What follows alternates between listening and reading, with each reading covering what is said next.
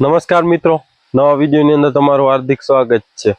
મિત્રો, ખાસ કરીને આજનો વિડીયો છે એ ખેડૂત માટે ભલામણનો વિડીયો છે કે જેથી કરી અને ખોટા ખર્ચ ના થાય। એનું કારણ એ છે કે અત્યારે જે શિયાળુ પાક છે એનો હવે કાપણીનો સમય આવી ગયો છે, એટલે હવે જે કોઈ પણ દવાઓનો ઉપયોગ કરો તો તમારે 15-20 દી પાક ઊભો રહેવાનો હોય તો જ દવાનો ઉપયોગ કરજો, કેમ કે નકર ખોટા ખર્ચા ચાલશે। એનું કારણ છે કોઈ પણ તમે ગમે એવી કંપનીની દવા લ્યો, કદાચ જે ખેડૂત મિત્રોને જે મગજમાં બેસતી હોય એનો ઉપયોગ કરે એ સ્વાભાવિક છે, પણ કોઈ પણ કંપનીની દવા તમે લ્યો છો તો 10 થી 15 દી પહેલા જ કે જે કાપણીનો સમય હોય એની પહેલા ઉપયોગ થઈ જાય તો બરોબર છે। 10-15 દી પછી એનો કોઈ ફાયદો થતો નથી, કેમ કે તમે આજે સ્પ્રે કર્યો અને 10-15 દી પછી તમારે કાપણી કરવી હોય કોઈ પણ પાકની તો તમે એ દવાનો ઉપયોગ કરો તો તમને બહુ ફાયદો એમાં કંઈ થતો નથી, નુકસાન જ જાય પૈસાનું। એટલે ખાસ કરીને એ કહેવાનું કે રિઝલ્ટ છે એ 10-12 દી, 8 દી, 5-6 દી તો મિનિમમ પકડી જ લેવાના। આ રીતના રિઝલ્ટ કોઈ પણ દવાનું આવતું હોય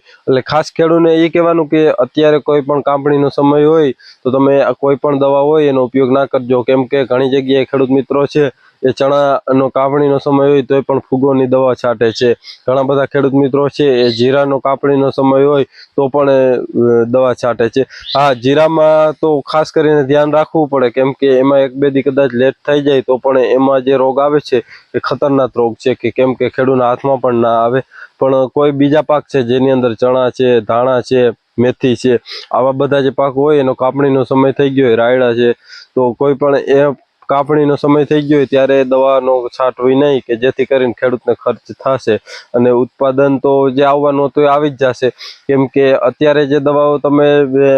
છંટકાવ કરો છો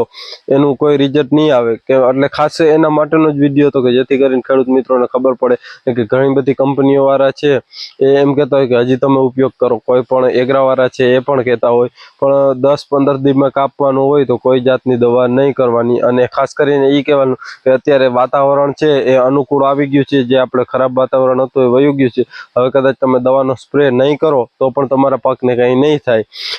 ખાસ કરીને કહેવાનું કે જીરું છે એનું એક ધ્યાન રાખવાનું, બાકી બીજા પાક છે એને વાતાવરણ અનુસાર આ વાતાવરણ થઈ ગયું છે કે જે એને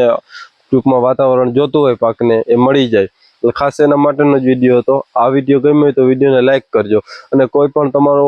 મૂંઝવતો પ્રશ્ન હોય તો આપણું વોટ્સએપની અંદર ગ્રુપ છે, ગ્રુપની લિંક ડિસ્ક્રિપ્શનમાં, ત્યાં તમે જોઈન્ટ થઈ જાઓ અને કોઈ પણ તમારો પ્રશ્ન ખેતીને લગતો હોય તો એમાં મેસેજ કરજો, જેથી કરી અને આપણે ઓર્ગેનિક ખેતી તરફ વળીએ અને કેમિકલ ઝેર મુક્ત ખેતી કરીએ। એ માટેથી ખાસ કરીને ગ્રુપ છે તો ગ્રુપમાં જોડાઈ જાઓ અને બીજા કોઈ પણ ખેડૂત મિત્રો હોય એને જોડો, કે જેથી કરીને આપણે ઓર્ગેનિક ખેતી તરફ વળીએ। એટલે ખાસ આ વિડીયોની અંદર આટલું જ હતું। આ વિડીયો ગમ્યો હોય તો વિડીયોને લાઇક કરજો, ચેનલમાં ન હોય તો ચેનલ સબસ્ક્રાઈબ કરજો। ધન્યવાદ, જય ગૌ માતા।